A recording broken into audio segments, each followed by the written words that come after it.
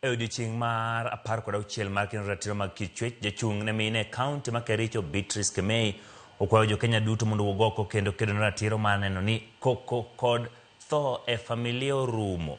Kolose gweng' ma Checholiet e kar chung' bura ma Kipkelion owacho ni timbe kod kit dak en achiel kuom gigo mamiyo thoth ji irocho ratichgi e udi. Nyaka sani kaunti ma Kericho ni kod kwan mar 224 mag jogo moseroch ratichgi mag kit chuech. Ji 110 mag keny machon ka bende kinde matin mokalo mine 2 kod nyathi achiel nyocha owito ngimagi e gweng'no kaluwore kod koko kata kedo mag udi. All our religious leaders to use their strong attitude and influence to speak against these ills in the society.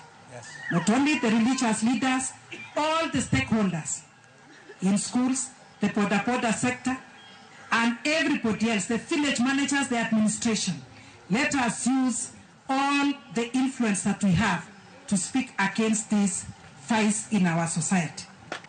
Recent reports indicates that Kipkelion East has in the last few months reported many cases of femicide.